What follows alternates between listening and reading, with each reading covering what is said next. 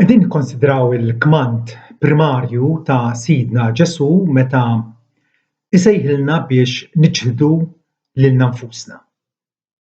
Għaliex il-Mulej Ġesu jiddomanda din l-estremità ngħidula hekk minna, is-segwaċi tiegħu?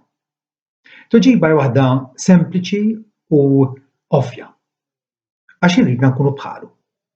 Iridna illi bħala dixxipli tiegħu li nitgħallmu minnu insiru eventwalment nixbħuh fil-karattru sabiħ u qaddis u tajjeb tiegħu. Ġesu għallem lid-dixxipli tiegħu dan l-istil ta' ħajja mhux biss bi kliemu, imma wkoll bl-atti tiegħu. Bli jagħmel b'ħajtu kollha. Ninnotaw kif is-sejħa tiegħu għaċ-ċaħda ta' nfusna tiġi immedjatament wara d-tbassira tiegħu dwar il-mewta ta' sakrifiċċju, mewta ta' umiljazzjoni tiegħu stess fuq is-salib. Dik il-mewt illi biha rebaħna għal Alla sabiex inkunu saċerdoti għal Alla saltna ta' qassisin u nazzjon qaddis. Ġesu ċaħad lilu nnifsu sabiex ingawdu aħna. U allura qiegħed jiddomanda li aħna nagħmlu bħalu. Niġru lilna nfusna sabiex attwalment u realment inkunu ta' servizz għal Alla.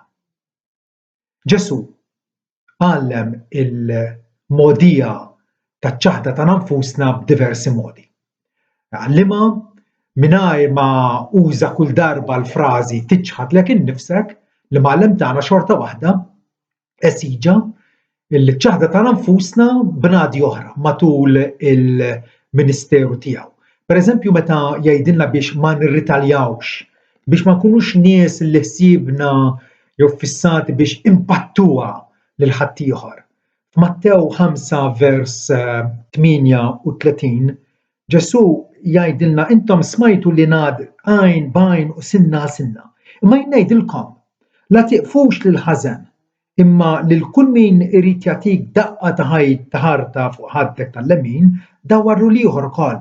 U jekk xi bniedem imur l-qorti miegħek u joħodlok libstek, ħallih jieħu l-mantar tiegħek ukoll. Ġesu hawnhekk qiegħed mhux jirkmandalna imma aktarx jikkmandana biex nkunu nies ġwejda. Nies mansweti li flok ma niddomandaw id-drittijiet tagħna sal-iċken pulzir aktarx li nkunu nies manjanimi, nies benevolenti, illi nagħtu aktar milli wieħed jiddomanda minna. Ma nirritaljawx, ma noqogħdux għall-abbużi, ma noqogħdux għall-abbużi tal-edewwa imma inħobbuhom xorta waħda. Tieni ħaġa Ġesu għallimha ċ-ċaħda ta' nfusna billi għallilna biex ma nippruvawx inkunu superjuri għal ħaddieħor. Din il-ġibda fina l-bnedmin li rridu nkunu aħjar jew ogħla jew superjuri ma' ħaddieħor Ġesu jgħidilna le. Dawk li huma fis-saltna tiegħu il-kbir għandu jkun bħaż-żgħir. F'Mark 9 vers 33 Ġesu jgħid illi l-kbir fis-salta ta' smewwiet huwa dak li jixbaħ tifel żgħir. Min jilqa' f'ismi wieħed minn dawn it-tfal jilqa' lili. U kull min jilqa' lili jilqa' mhux lili, imma lil dak li bagħatni. Ukoll Ġesu għallem lilna d-dixxipli biex nirrinunzjaw ġidna għas-servizz tiegħu.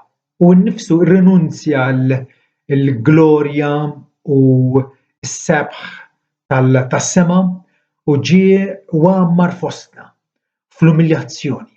U l-istess ħaġa Ġesu jgħidilna biex inċedu l-ġid tagħna mhux fis-sens li narmu kollox u neħelsu minn kollox, imma li narfu bħala amministraturi tajba nużaw ġidna għall-avvanz tas-saltna tiegħu. illi anke noddu n-nefqa x'ħajswielna biex attwalment inkunu dixxipli vera tiegħu. Ġesu wkoll sejjaħ lilna dixxipli tiegħu biex nipprattikaw iċ-ċaħda ta' nfusna fl-atti tat-tjieba tagħna.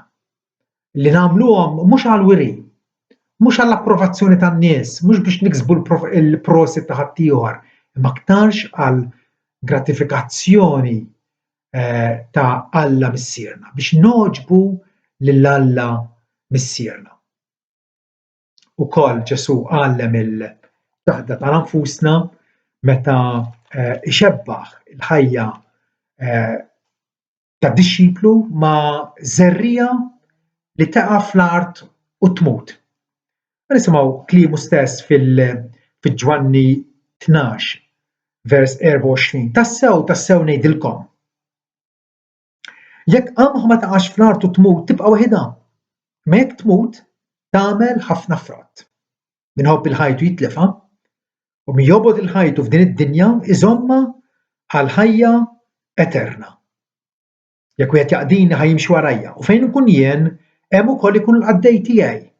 Jekk wieħed jaqdini lilu se jweġġaħ missieri. Lilu Alla jonorah.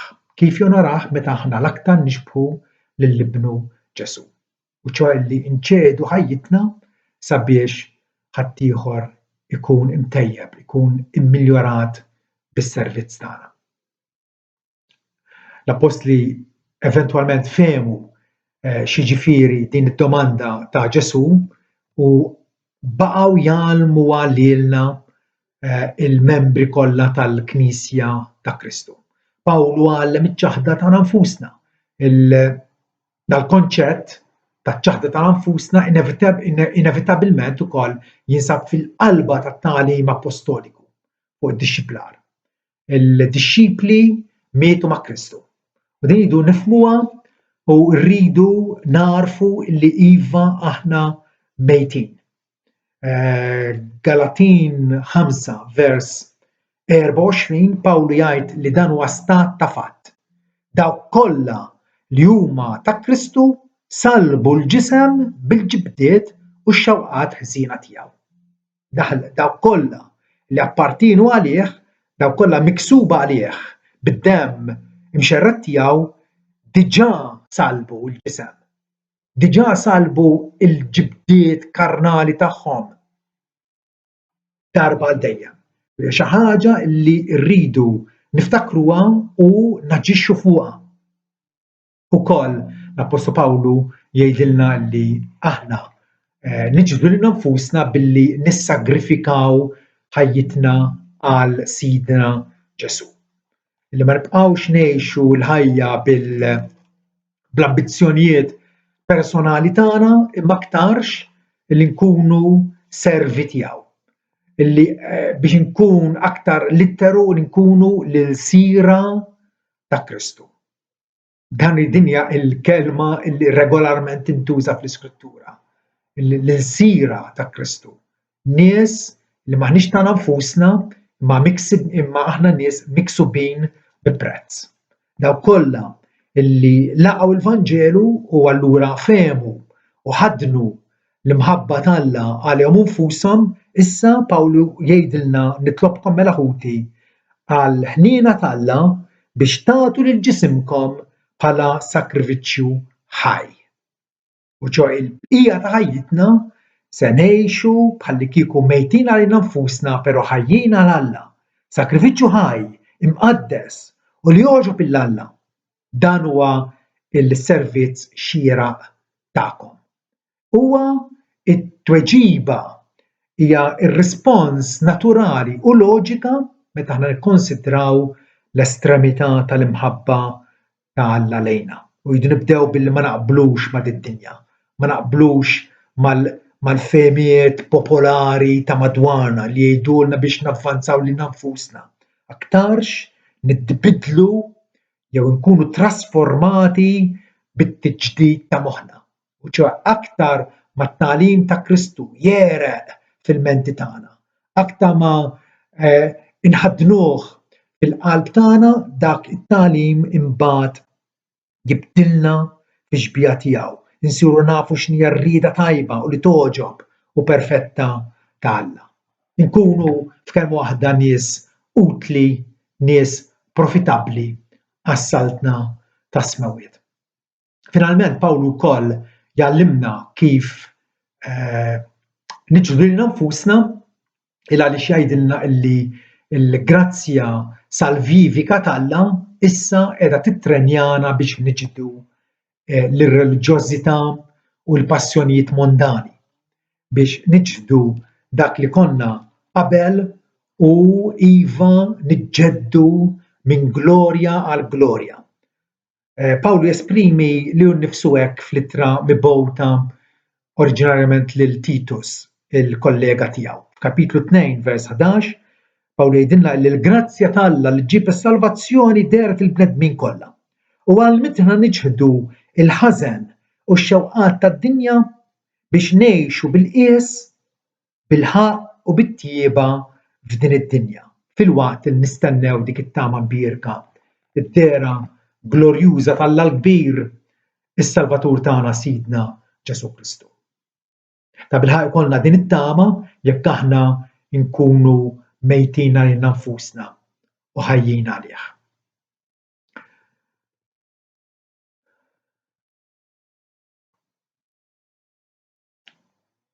X'eżempji ta' ċaħda tagħna nfusna ingħatawlna biex nimitawhom? Aħna nitgħallmu billi nikkupjaw, biex nikkupjaw lil ħaddieħor, billi nimitaw lil ħaddieħor. U allura l-Apostli, n-nies ġusti u l-profeti matul iż-żminijiet iservuna bħala modelli eċċellenti biex nifhmu aħjar u nkunu motivati, nkunu mqanqla fil-mixja tagħna bħala dixxipli ta' Sidna Ġesu. Pereżempju l-Apostolat ta' Pawlu jservi ta' modell ta' ċaħda tagħna nfusna. Pawlu li mindu il-mulej ħatru biex ikun l-araldu tiegħu, il-messaġġier tiegħu għall-ġnus, Pawlu ħadem u stinka mingħajr profitt materjali. Ma qagħx iqis l-avvanz tiegħu, imma aktarx qal illi imbasta jiena intemm il-ministeru illi il-mulej Ġesu tani. Ma jimpurtax jekk ikolli mmut jew imbagħti il-ħabs, il-pruġnerija, is-swat minħabba fih. Għandna eżempju sabiħ ta' ċaħda tagħna nfusna. Ukoll kemm kien lest li jkun ittribulat u kkalpestat u mgħajjar, imbasta Kristu jsir magħruf. Imbasta Kristu u l-Evanġelju tiegħu ikun magħruf u mxandar mad-dinja. Ukoll Pawlu sofra indinjitajiet. Sofra l-ħabs, kumdità, ġuħ, era, faqar, diżunur u abbuż minħabba Sidu. Dan huwa proprjament il-kontra tal-Vanġelu popolari u fals illi sikwit nisimgħuh propagat fi żminijietna. Illi jekk inti temmen fi Kristu, allura Kristu se jagħtik is-suċċess materjali, is-suċċess finanzjarju li inti tixtieq.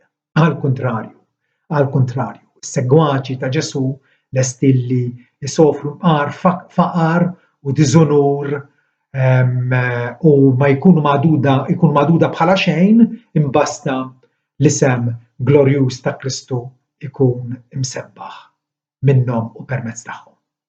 L-Apostlu Pawlu wkoll kien lesti li jesponi ruħu għal perikli ta' kull tip, għal kull azzard għadda minn ġufija iffaċċja l-mewt għal darb'oħra għall-unur ta' Kristu sabiex l-Evanġelju fdat fidejh jasal għand ħaddieħor.